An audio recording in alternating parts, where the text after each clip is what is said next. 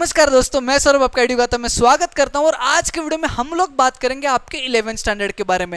And to be specific, आज हम लोग बात करेंगे कि आपका 11th स्टैंडर्ड इतना इंपॉर्टेंट क्यों है। इंपॉर्टेंट है ये सबको पता है, बट इतना इंपॉर्टेंट क्यों है ये नहीं पता। वही चीज मैं आपको एक्सप्लेन करने वाला हूँ with the help of some points. और ये पॉइंट्स वही पुराने पॉइंट्स नहीं रहने वाले जो प्रीवियस वीडियोज में मैंने डिस्कस किए, कुछ न्यू पॉइंट्स रहेंगे और बढ़िया तरीके से मैं आपको एक्सप्लेन करूंगा। इसीलिए मैं विनती करता हूँ इस वीडियो को लास्ट तक जरूर देखिएगा। तो चलिए शुरू करते हैं। आज के डेट में जो बच्चे ग्रुप में पढ़ रहे थे, 10th में एक साथ पढ़ रहे थे, वो आज साइंस, कॉमर्स एंड आर्ट्स ऐसे अलग अलग ग्रुप्स में पढ़ रहे। नो डाउट कौन सी स्ट्रीम में पढ़ रहे, हर एक स्ट्रीम में एक चीज कॉमन है, दैट इज हर एक स्ट्रीम का 11th स्टैंडर्ड इज इंपॉर्टेंट। हर एक स्ट्रीम का 11th standard is important then there 12th standard. अब ये चीज टीचर्स बहुत ज्यादा बताने की कोशिश करते, बट बच्चों को समझ में नहीं आता। बाद में जब वो 12th में होते, जब 12th पास आउट हो जाते, तब उन्हें खुद बिलीव हो जाता है कि 11th standard was important then 12th standard. अब ये 11th standard is like a silent killer. इसको अगर हम लोग अभी इंपॉर्टेंस नहीं देंगे ना, तो ये अपने 12th बर्बाद करेगा। यूजुअली बच्चे या फिर यूजुअली लोग जो है वो 10th और 12th की बात करते हैं, but 11th is more important then 10th and 12th। कैसे है इंपॉर्टेंट, अभी मैं आपको बताता हूं। हर एक बच्चा जो इस वीडियो को देख रहा है वो अपना फ्यूचर एक ब्राइट फ्यूचर के तौर में देखना चाहता है। अब ब्राइट फ्यूचर उसके लिए बड़ा सा घर हो सकता है, ब्राइट फ्यूचर बहुत सारी महंगी गाड़ियां हो सकती है, ब्राइट फ्यूचर बहुत सारा पैसा कमाना उसके लिए हो सकता है। बट ये ब्राइट फ्यूचर उसके लिए तभी पॉसिबल है जब उसकी इनकम अच्छी हो, जब वो पैसे अच्छे कमा रहा होगा, तभी उसका फ्यूचर ब्राइट होगा। अब ये इनकम अच्छी तभी होगी जब वो जॉब अच्छा कर रहा होगा। नो डाउट हर एक बच्चा जॉब नहीं करेगा, कुछ बच्चे अपना खुद का बिजनेस भी सेटअप करेंगे। मोस्टली बच्चे जो जॉब करने वाले हैं, अगर उनकी अच्छी जॉब होगी तभी उनकी इनकम जो है वो अच्छी रहने वाली है। अब अच्छी जॉब तभी मिल पाएगी जब उनकी प्लेसमेंट अच्छी होने वाली है, यानी कि बढ़िया कंपनी में जब आप प्लेस होगे तभी आपको बढ़िया लेवल की जॉब मिलेगी। इसलिए प्लेसमेंट इज़ वेरी इंपॉर्टेंट। और अच्छी प्लेसमेंट तभी मिलेगी जब आपका कॉलेज अच्छा होगा। वाई? बिकॉज ये टॉप कॉलेजेस हर एक कॉलेज में जाके बच्चों को नहीं उठाते। ये टॉप कंपनीज हर एक कॉलेज में जाके बच्चों को नहीं उठाते। ये टॉप कंपनीज कुछ टॉप कॉलेजेस में ही जाते हैं और बच्चों को ग्रैब करते हैं।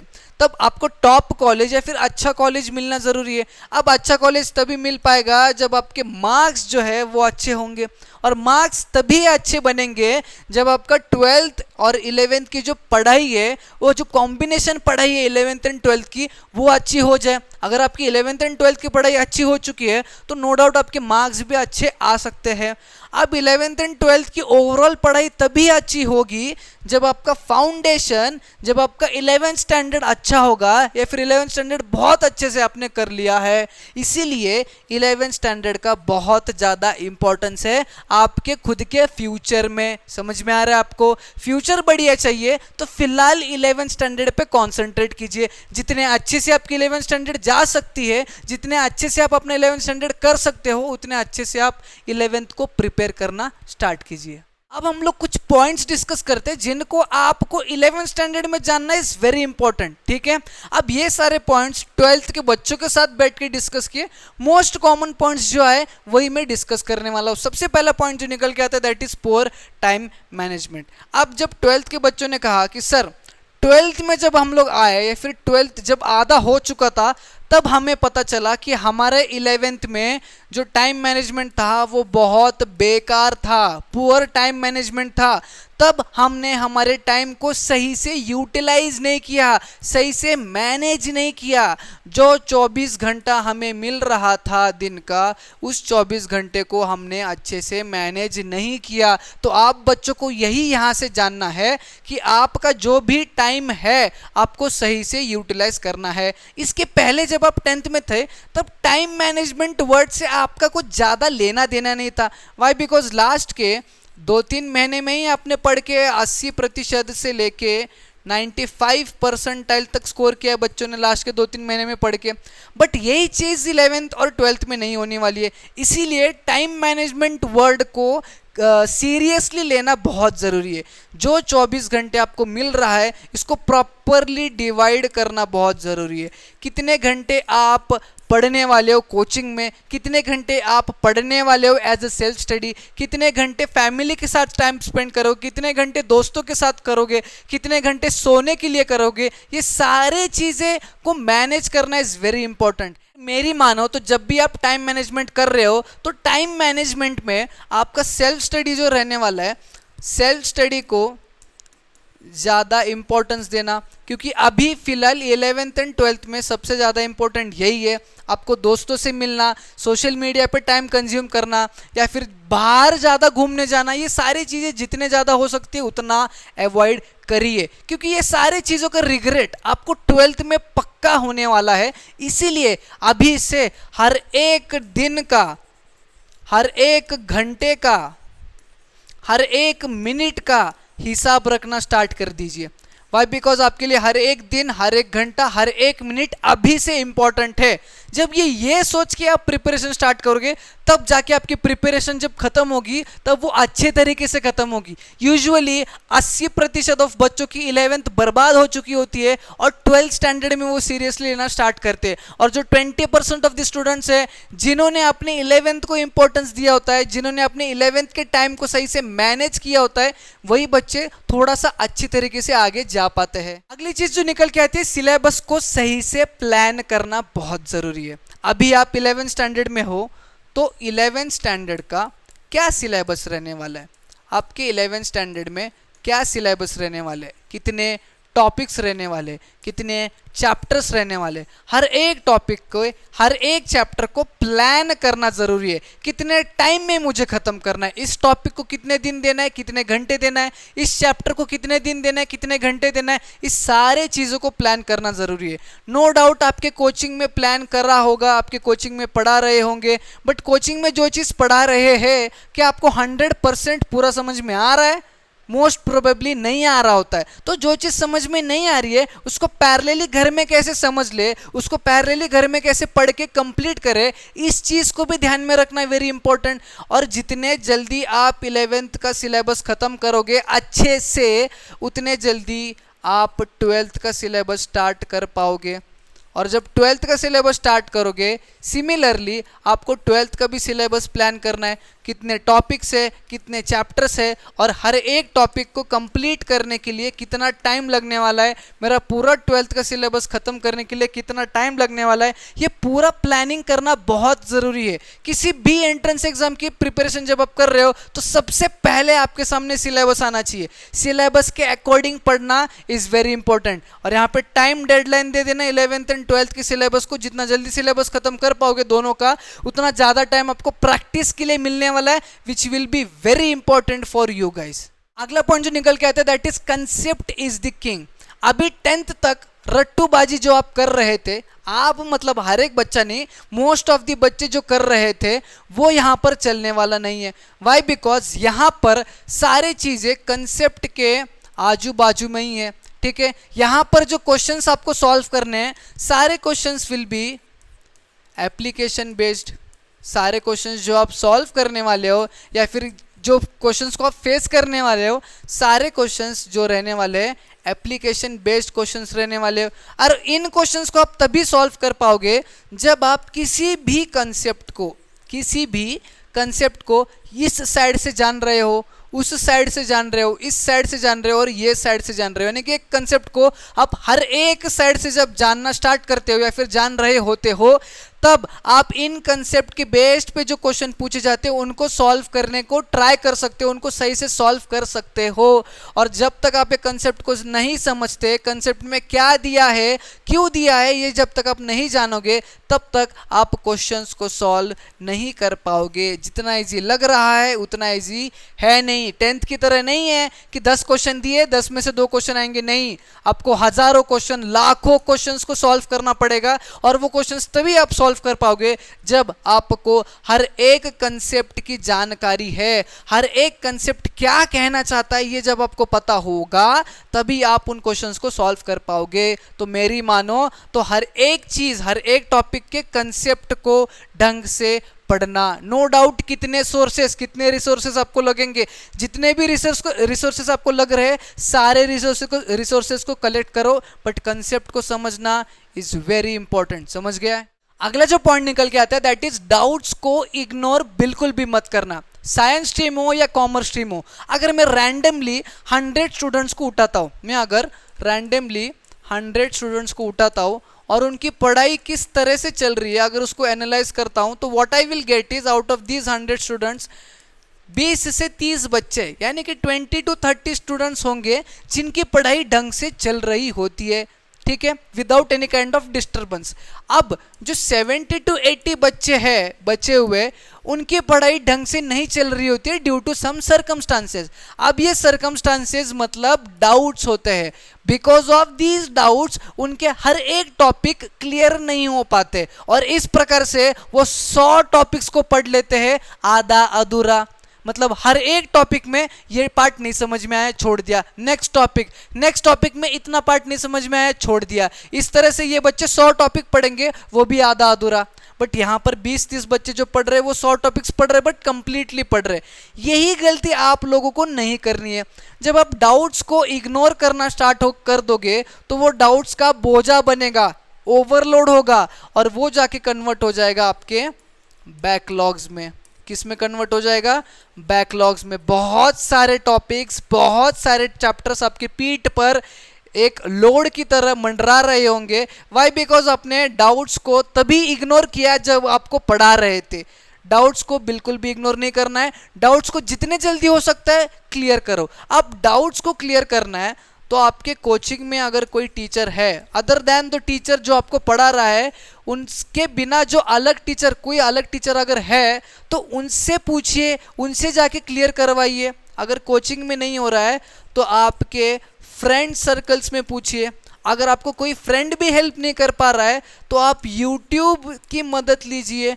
YouTube पे अलग अलग टीचर्स एक टॉपिक को पढ़ा रहे हैं, तो कौन से टीचर के थ्रू आपको टॉपिक को, आपके उस कॉन्सेप्ट को समझ में आ रहा है वो फाइंड आउट कीजिए, वहाँ से पढ़िए। अगर YouTube भी नहीं हो पाता है तो you can go for a paid course. कोई भी पेड कोर्स देख लीजिए जहाँ पे प्रिपरेशन चल रही है, जहाँ पर आपको टीचर्स 1-to-1 एक पर्टिकुलर कंसेप्ट जो आपको डाउट है, एक पर्टिकुलर टॉपिक जो आपको डाउट है वो क्लियर करवा सके। ये चीज़ अवेलेबल होगी तो इस पेड कोर्स में जाइए। जब आप 2 लाख रुपए तक एक नॉर्मल ऑफलाइन कोचिंग में डाल सकते हो तो आप 4,000 रुपये तक जो है वो एक पेड कोर्स में तो दे ही सकते हो। तो paid course is also an good option. मैं ये नहीं कहता सारे बच्चों को पेड कोर्स लेना है। यूट्यूब सबसे बड़ा सोर्स है जहाँ पे आपको क्लियर हो सकता है। अगर यूट्यूब से नहीं होता है तब की मैं बात कर रहा हूँ, कुछ भी करो बट डाउट्स को इग्नोर मत करो। सारे डाउट्स को, सारे कंसेप्ट को क्लियर करना इंपॉर्टेंट है, वरना वो बैकलॉग की तरह रह जाएंगे। अगला जो पॉइंट निकल के आता है that is inconsistent study habit. अभी इनकंसिस्टेंट स्टडी हैबिट्स है ये आपको 12th के बाद ही पता चलेगा। फिलहाल तो आपका मन जब कर रहा है तब आप पढ़ोगे। कोचिंग में जा रहे हो, आपका मन नहीं कर रहा है तो आप नहीं पढ़ोगे, अपने दोस्तों के साथ गप्पे लड़ाओगे। अगर मन कर रहा है तो ध्यान दोगे। ये सारी चीज़ें अभी 11th में चल रही होती है। जब आप फ्रेश मतलब आ जाते हो ना 11th में, नया नया कोचिंग स्टार्ट हो जाता है, नई नई पढ़ाई जब स्टार्ट हो जाती है, नई नई फ्रेंड सर्कल जब बनती है, तब ये सारे मूड स्विंग्स हो रहे होते हैं आपके। आज मेरा पढ़ने का मन नहीं है तो आज मैं सोने वाला हूँ क्लास में लास्ट बेंच पे जाके। आज मेरा पढ़ने का मन नहीं है तो आज मैं गप्पे लड़ाऊंगा। आज हम लोग प्लान करेंगे कि वीकेंड्स पे कहाँ पे घूमने जाना है। ये सारी चीज़ें आपकी 11th में चल रही होती है and because of these things 12th में आने के बाद आपको पश्चाताप यानी कि जो रिग्रेट है वो होना स्टार्ट हो जाता है कि हाय राम, मैंने 11th में इतना अच्छा टाइम मुझे मिला था तो मैंने उसको बिल्कुल भी यूज नहीं किया है। अब जाके मेरे को टाइम कम पड़ रहा है, टॉपिक्स इतने ज़्यादा पढ़ने हैं विच इज़ इम्पॉसिबल। ये सारी चीज़ें आप ही को लगने वाली है, वो नहीं लगना चाहिए। इसीलिए मैं बोल रहा हूँ कि अभी से कंसिस्टेंटली पढ़ना स्टार्ट करो।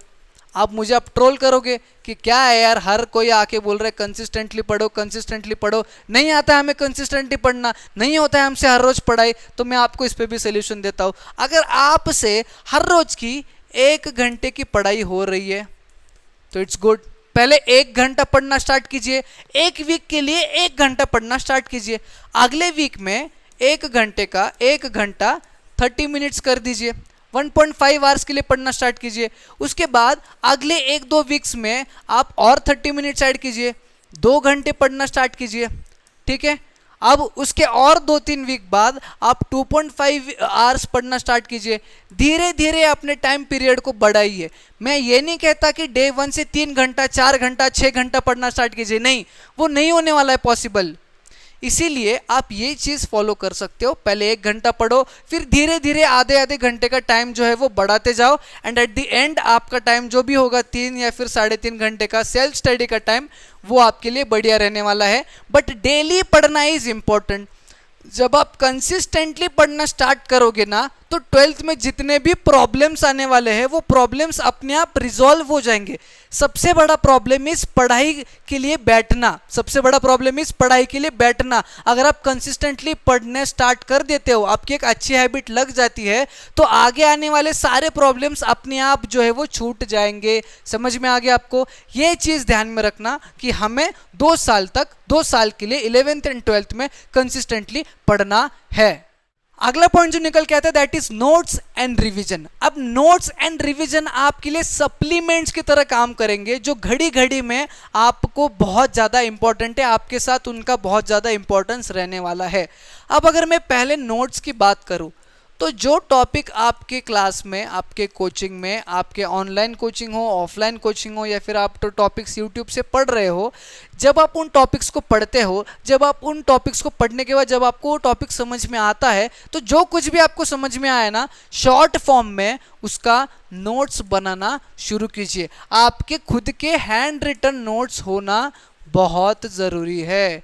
आपके खुद के हैंड रिटन नोट्स होना is very important. Why? Because जब आप नोट्स बनाते हो, हर एक चीज़ जब आप नोट्स में लिख रहे होते हो, आप इतने ध्यानपूर्वक लिखते हो ताकि जब आप अगले बार पढ़ोगे तब आपको इजीली समझ में आएगा। और वो ध्यानपूर्वक आप तभी लिख पाते हो जब आपको पूरे तरीके से या फिर अच्छे तरीके से वो टॉपिक समझ में आया है।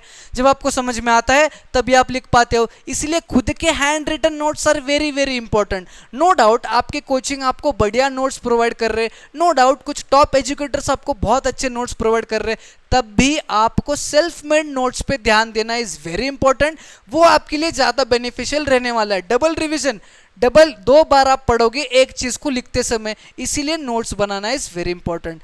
अगर मैं बात करता हूँ रिवीजन की, तो रिवीजन होना बहुत ज़रूरी है। रिवाइज करना टॉपिक्स को, कॉन्सेप्ट्स को इज वेरी इंपॉर्टेंट, क्योंकि इतने सारे टॉपिक्स आप आने वाले 2 साल में पढ़ने वाले हो। हर एक टॉपिक को ध्यान में रखना is not possible by human. आप ध्यान में तब आप तभी रख पाओगे जब आप उन टॉपिक्स को कंसिस्टेंटली रिवाइज कर रहे हो। जैसे कि आज दिन में जो पढ़ाया उसका मैंने डेली रिवीजन किया, मतलब जो भी दिन में मैंने पढ़ा है या फिर मेरे कोचिंग में पढ़ा है, रात को सोते समय मैंने आधे से 1 घंटे का रिवीजन कर लिया। कितने टॉपिक्स थे? 7 टॉपिक्स थे। 7 टॉपिक्स में क्या क्या पढ़ा है ये मैं शॉर्ट में रिवीजन कर रहा हूँ।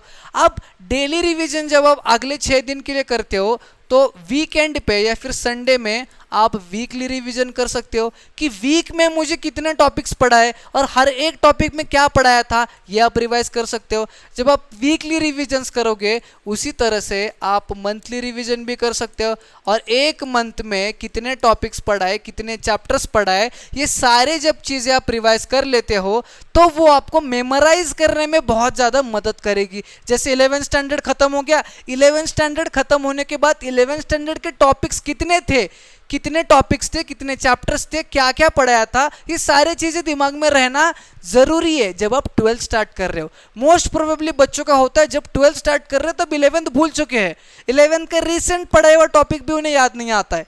ये चीज़ आपके साथ नहीं होनी चाहिए, इसीलिए रिवीजन का ये पैटर्न ज़रूर फॉलो करना। But notes banana and revision करना ये बहुत ज़रूरी है, ये डे टू डे लाइफ में ज़रूरी है। हर रोज़ करना है, हर रोज़ जो जो पढ़ रहे हो उसको लिख के निकालो, नोट्स बन जाएगा। हर रोज़ जो जो पढ़ रहे हो उसको रिवाइज करो, आपके रिवीजन हो जाएगी। समझ में आया आपको?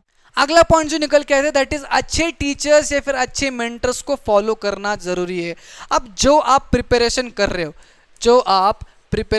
हो, नो डाउट आप अच्छे नोट्स बना रहे हो, नो डाउट आप अच्छी तरह से रिवीजन कर रहे हो, नो डाउट आप जो टेस्ट सीरीज कंडक्ट किया जा रहा है, फिर जो टेस्ट डीपीपीज दिया जा रहा है, वो सारे सॉल्व कर रहे हो।